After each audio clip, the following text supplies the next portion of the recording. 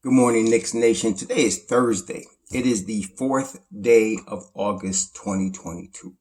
Again, I hope that you're safe today and that you're healthy today. I hope that the needs of you, as well as your family, in terms of food and shelter and clothing, as well as health, are being met today.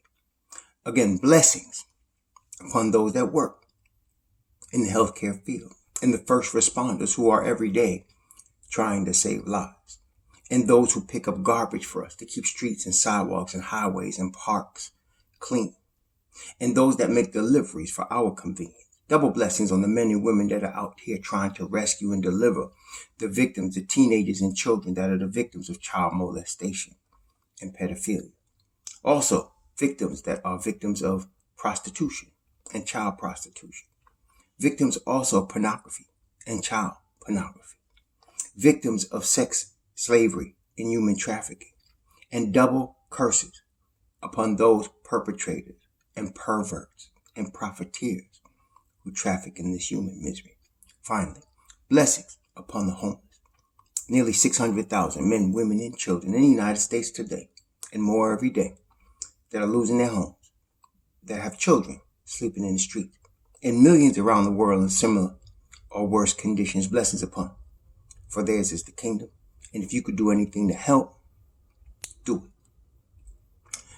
In the midst when I were in August, I had told you, maybe you maybe not remember, but maybe a month ago or so, I told you that when we got to August, I was going to start looking at some of the college prospects for next year, the 2023 year. Now, at this point, the Knicks own a Dallas protected pick, protected 1 through 10, and their own pick. So the players, and then my projection for the Knicks, whether or not we get Donovan Mitchell, is for the Knicks to be a playoff team. Whether or not we get Donovan Mitchell. How deep we can go, how far we can go, that's dependent on Donovan Mitchell, if we can get him. But I got to mention him because it's still up in the air and we don't know what's going on. I'm tired of the story, but it is what it is, right? Actually, it was mentioned yesterday that that's one of the things holding up the R.J. Barrett extension, because the Knicks want to get all the other deals done, and it makes sense. They want to get all the other deals done. They need to get done, and then after those deals are done, they work on R.J.'s extension. So that's holding up a lot of things right now. But we have to look forward, Knicks Nation. So I expect the Knicks to be a playoff team, 6 to 8 range, be more conservative, 6 to 10 range, from either the 6 seed all the way down to the play-in at 10. And so I do not expect the Knicks to be, in the lottery as far as the top 10 in the lottery.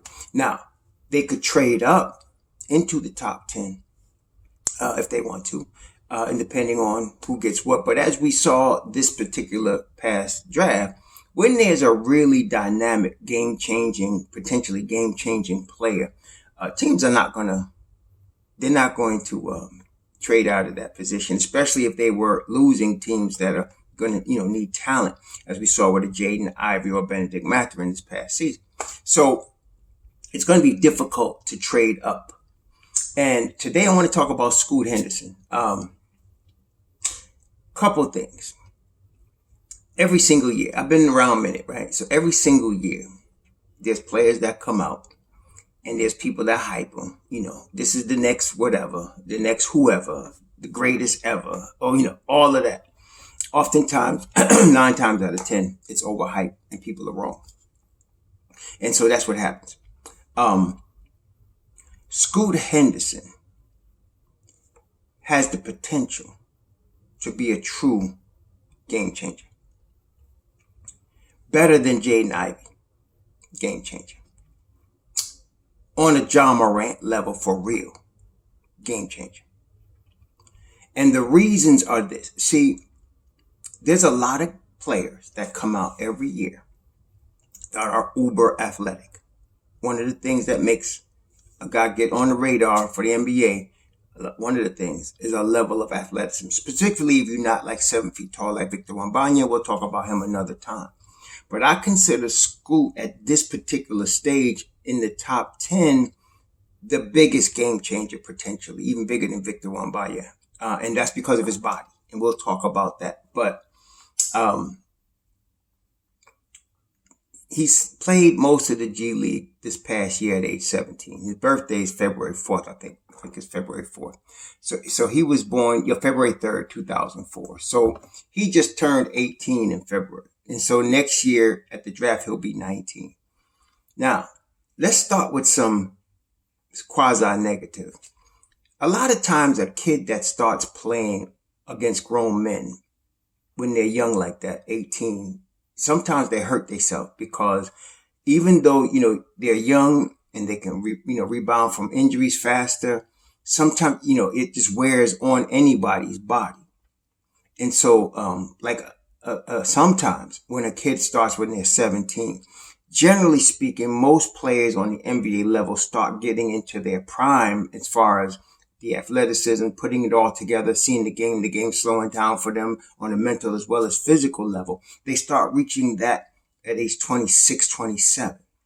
The problem sometimes is some of these guys get burned out by that age. And that's going to be something I feel like we're going to see going forward because, as kids come out of high school and come straight to the league or come straight to the G League, you're going to see some of these kids burn out earlier, reach their primes earlier, because there's about a 10-year window of physicality that a body could take. There's some exceptions. There are people that are more gifted, take care of their bodies better, understand how to last longer. Like, for example, if Derrick Rose, he even said if he understood a few things that he knows now that he knew if he'd have known that when he was 21, 20, he might not have ever hurt his knees because there are things he wouldn't have been trying to do in an 82 game schedule in the NBA, right? So that's what I'm talking about. So with Scoot being 17, that's a concern. It could be definitely alleviated by, taking care of his body and then listening. And he sounds like that's one of the things that I feel makes him special. He listens to the older players and people with experience. So I feel like he would pick up those things and, understand how to take care, preserve his body, over the course of a full pro season. So that it's a concern, but it's not a major concern for him. Okay. So on the positive, the obvious, he is elite athletically.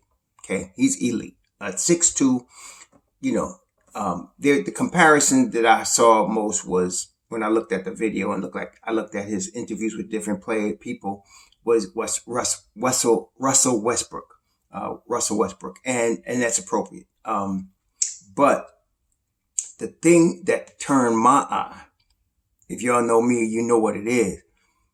Defense. Not just a willing defender, but using that elite athleticism on defense.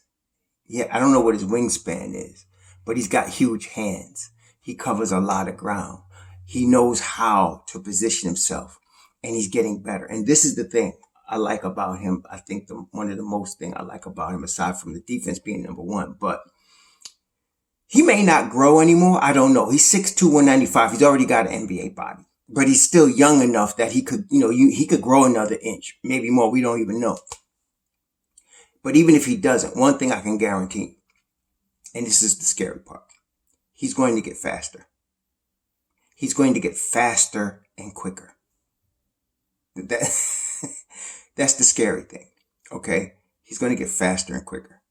Probably in the next year, he's going to get faster and quicker than he is now. And he's already elite in that area. He's a student of the game. You see, a lot of people are born with physical attributes to be great athletes, but they don't always have the mental makeup to be a great athlete. And if you're going to be a great NBA player, you have to have both. You have to have the elite physicality and you have to have a mental makeup. You have to be able to read the game, a student of the game. You have to understand your position and how your position relates to everybody else on the floor, how to make your teammates better. He gets that. And he just, he's 18 and a half. That's big. That's big time. He listens. That's big time. Okay, he listens. And, he come from Georgia. Just like other Georgia players that we have seen, he got a chip on his shoulder. He got things to prove. So I feel like whatever team drafts him, you have a game changer at that position. Now, with kids in this position, and like, let's take Kobe, because Kobe was similar, but in this regard, Kobe was drafted when he was 17. Okay. When he came into Laker camp, he had just turned 18.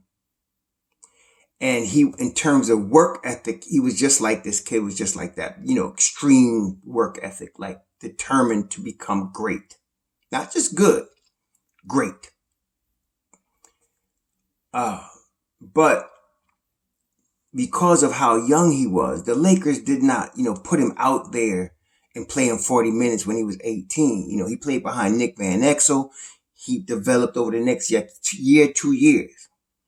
You could see, there were times he would frustrate some of the players because he would take bad shots, but you could just see it was coming, right? And by year 3 for Kobe, it definitely, boom, here he was, right?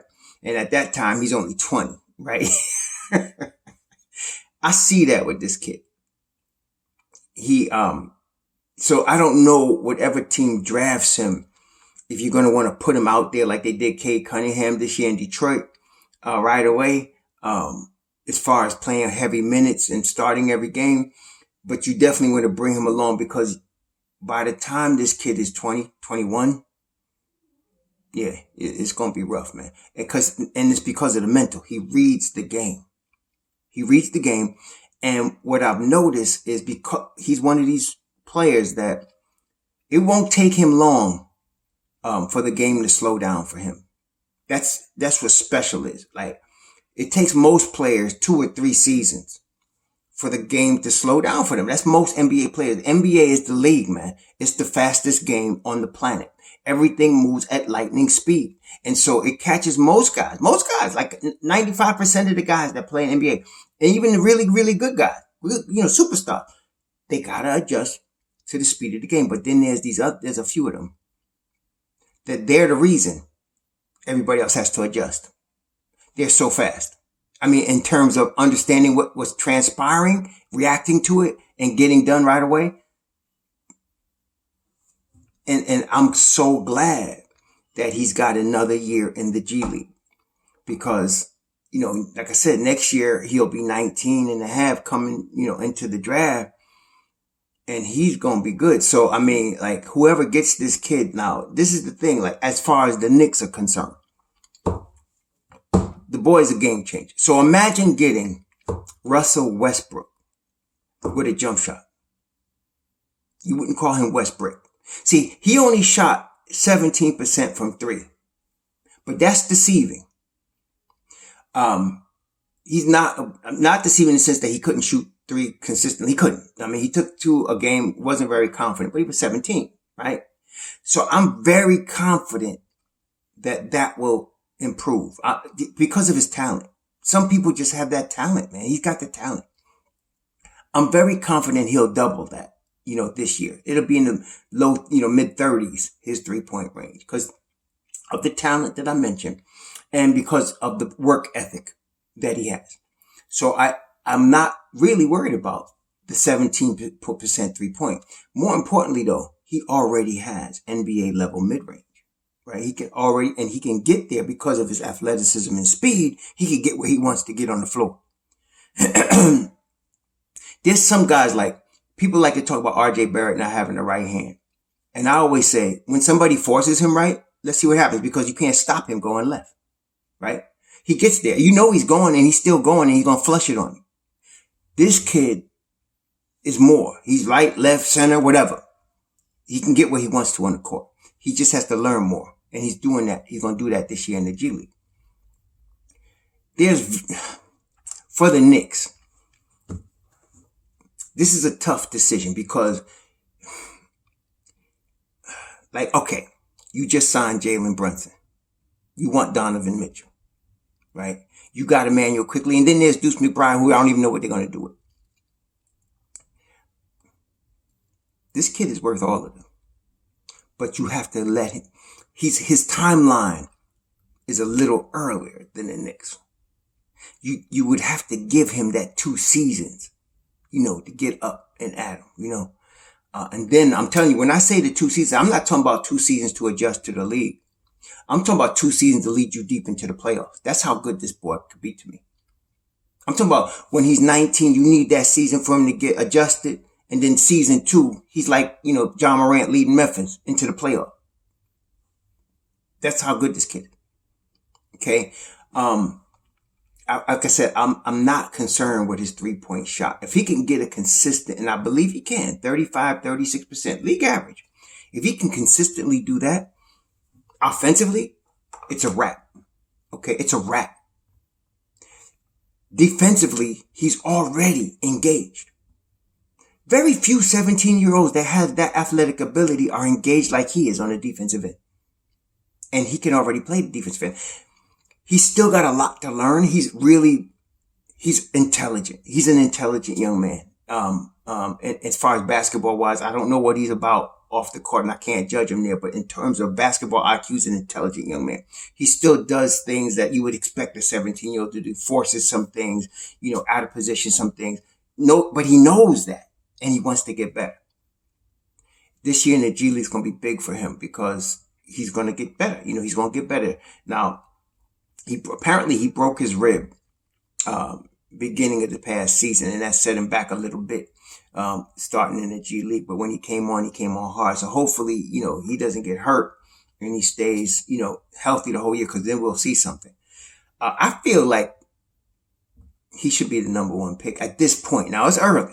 And a lot can happen. A lot does happen every single year. But if I was going to make the draft today, he would be the number 1 pick above Wembanyama. And I say that because of his body. At 6'2", 195, 200, he's already got the NBA body. Remember, it's not just the speed, the athleticism, the IQ. You got to grind in the NBA. It's a grind. It's 82 games.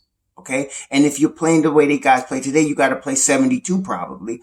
And a lot of guys won't hold up. I'm telling you, Chet Holmgren is going to have a problem this year. And it's not his talent. His body.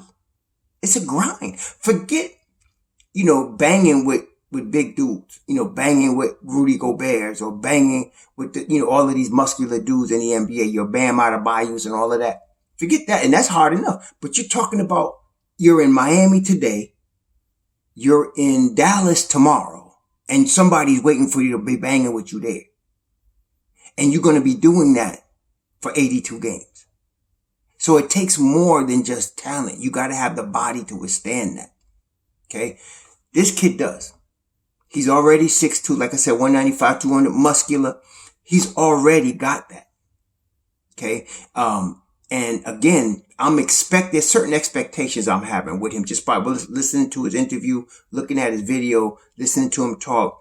I'm expecting him to work hard. I'm expecting him to take care of his body, eat right, get the proper sleep, be focused. I'm expecting that from him. He's a kid, so he's going to be running, you're going to chase girls, do all that. But basketball wise, I'm expecting him to be top shelf in terms of those miscellaneous things, ancillary things that are very important.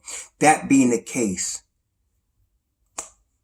you have something with this boy right here. So, he's worth moving up for, but I don't think we could get him. Okay. I out of due diligence, I got to talk about him. I can't, ignore him, but I don't think the Knicks could get him because if you look at, the teams that are going to be at the top of the draft, your OKCs, your Rockets, I don't know, your Orlando's, I don't know. You got a few teams. It's going to be a dogfight this year because everybody's getting better. I can't say Detroit's going to be in the lottery because I really believe Cade Cunningham is that good. And then you put a Jaden Ivey next to him and you got a Sadiq Bey, so on and so forth. I'm not sure they'll be in the lottery. They might, you might be a year away, but see, it's hard to tell. But with the lottery teams, any team that gets him now, the Rockets, they got a good backcourt dudes already, but this is like saying whoever was the 2 guard before Michael Jordan came to Chicago, it don't matter. That's what I'm saying. or whoever was the point guard before Russell Westbrook came to OKC, it don't matter. That's what I'm saying. So the Knicks, I don't think they get this guy. If they do, it's worth the wait. It's worth the wait. Like, if you could get Ja Morant, would you do it right now? As a rookie, as a 19-year-old, would you do it? Of course you would. And to me, just me now, if I have a chance to get him, see, you don't know, it's too far off. But if I knew the Knicks had a chance to get Scoot Henderson, I would not get Donovan Mitchell. I wouldn't. I would wait. But see, you don't know. You don't know. See? Yeah. This kid is good. He's, and again, it's not just the athleticism, which is there. It's not just the speed, which is there, and the quickness, which is there. It's the mentality for the game. It's the defensive end. It's the student of the game. See, when you're on the NBA level in the league, these are the things that separate. There's a lot of athletic dudes, but these are the things that separate. And so, what I'm saying, I would pick him number one. I really would. I would pick this kid number one. Yeah, they'll probably pick Victor Wembanyama because of his skills at 7'2". We'll talk more about him the next couple of videos. But this kid is, to me, he's more of an immediate impact dude than other guys. Now, we're going to look at a lot of players in this draft, all the way down the line, because I think the Knicks are going to be picking outside the lottery unless they trade up. They'll probably be picking outside the lottery. And this particular year, we're going to see what we have in terms of the different positions. We're going to see what we have in all 5 positions this year. And so it's hard to gauge what the Knicks' needs are.